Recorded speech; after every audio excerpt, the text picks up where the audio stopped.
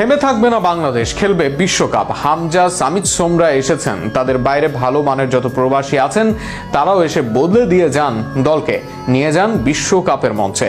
সাম্প্রতিক সময়ে এমনটা বলেন বাংলাদেশের জল হাওয়ায় বেড়ে ওঠা দেশীয় স্ট্রাইকার আল আমিন। প্রবাসীদের প্রতি বিদ্বেষ নয়, বরং তাদেরকে নিয়ে বাংলাদেশের বড় সাফল্য চান এই স্ট্রাইকার। আল আমিনের উক্তি নিয়ে বিস্তারিত থাকছে প্রতিবেদন। প্রিমিয়ার লিগে বাংলাদেশের খেলোয়াড়দের মাঝে দ্বিতীয় সর্বোচ্চ গোলদাতা। পুলিশ এফসির মতো দলে খেলে আল আমিন গোল করেছেন 10 গোল। বাংলাদেশের নাম্বার 9 এর মধ্যে সর্বোচ্চ গোলদাতা এই ফরওয়ার্ড। দেশে যখন নাম্বার 9 এর পারফরমেন্সে ভুগছে সবাই, তখন আল আমিন সেখানে পারফরমেন্স করে যাচ্ছেন নীরবে।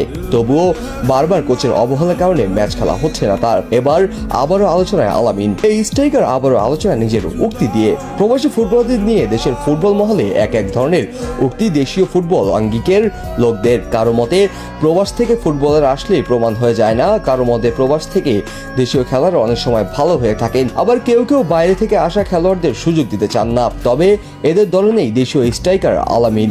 আল আমিন বরং কথা বলেন এদের পক্ষে স্বপ্ন নিয়ে, যেখানে প্রবাসী খেলোয়াড়দের আরো বেশি দলে চাইলেন আল আমিন। আল আমিনের কাছে সবার আগে বাংলাদেশ। সেই বাংলাদেশের উন্নতির জন্য হামজা, সমিতদের মতো আরো বড় বড় মানের প্রবাসী ফুটবলারদের দলে চান আল আমিন। এমনকি তাদের নিয়ে বড় স্বপ্ন আল আমিনের। এদের হাত ধরে বাংলাদেশ একদিন বিশ্বকাপ খেলবে, এমনটাই বিশ্বাস তার।